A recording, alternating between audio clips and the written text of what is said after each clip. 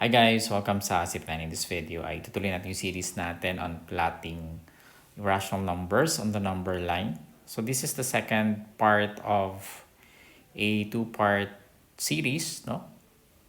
Maiksi lang, no? Kasi same process lang naman.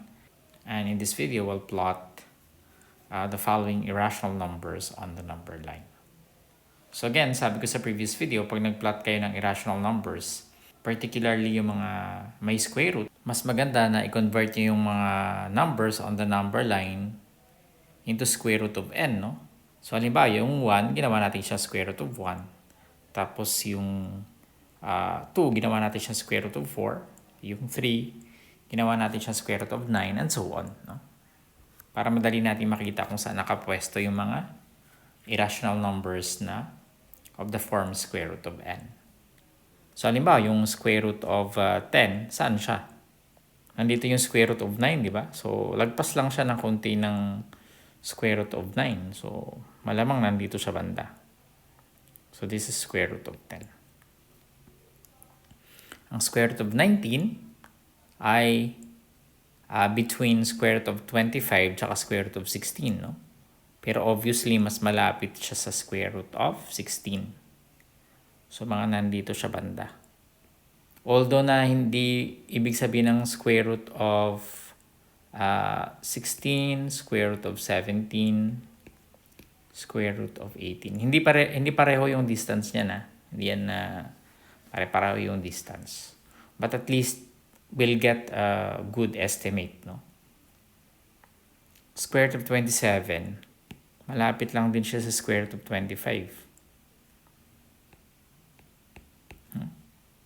And then square root of 42, saan kaya siya banda? So malamang nandito siya. Malapit sa gitna. Okay. So malamang nandyan siya. Square root of 42. Next, square root of 73. Ganun din to, no? So 64, 65, between square root of 64 tsaka square root of 81, di ba? So 66, 67, 68, 69, 70, 71, 72, 73, 74, 75, 76, 77, 78, 79, 80, 81. Ang hinahanap natin ay square root of 73. Ilang numbers yung nasa kaliwa? So we have 1, 2, 3, 4, 5, 6, 7, 8, 9. Ilang numbers yung nasa kanan? 1, 2, 3, 4, 5, 6, 7, 8. Oh, mukhang mas marami yung nasa kaliwa, no? So, mukhang lagpas siya ng konti sa gitna. Konting-konti lang.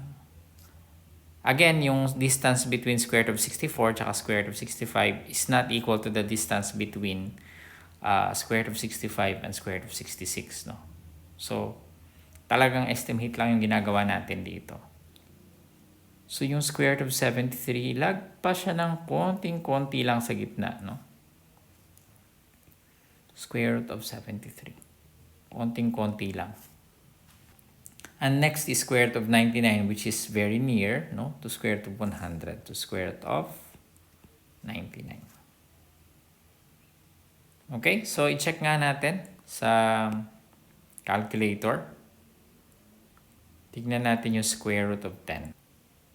So for square root of 10, we have around, ano na siya, no? Around 3 and 2/10 pag ni-round up natin. So around 3 and 2/10.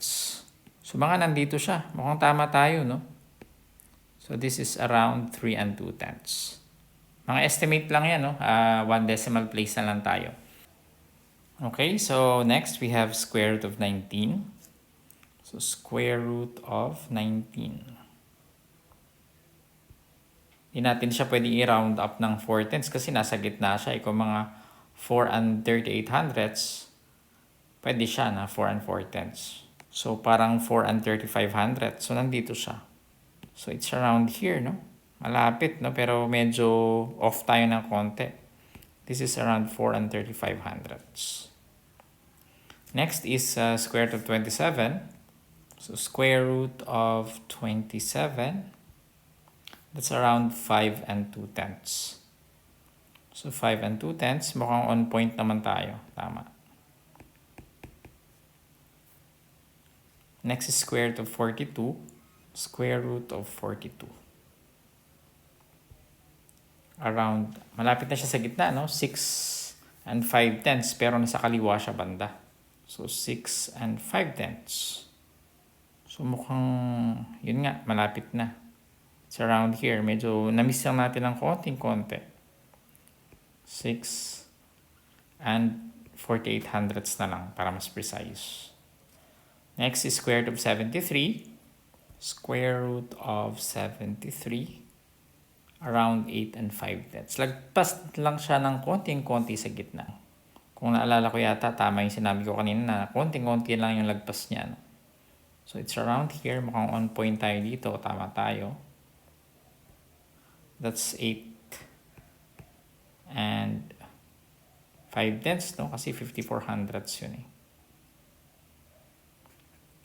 And then lastly, we have square root of 99. So square root of 99, around 9 and 9 tenths. No? So tama tayo, malapit na malapit siya sa square root of 100. So looking back at our answers, yung medyo malayo lang natin ay ito, no? Yung 4 and 35 hundredths. No? Ito rin medyo malayo ng konti. Pero it doesn't matter kasi at least yung estimate natin hindi naman sobrang layo. No? Malapit naman dun sa result ng calculator. No? Alright, maraming salamat. Sana nag-enjoy kayo dito sa ating tutorial. Huwag niyo kalimutan mag-subscribe, bring your friends, and keep safe. See you!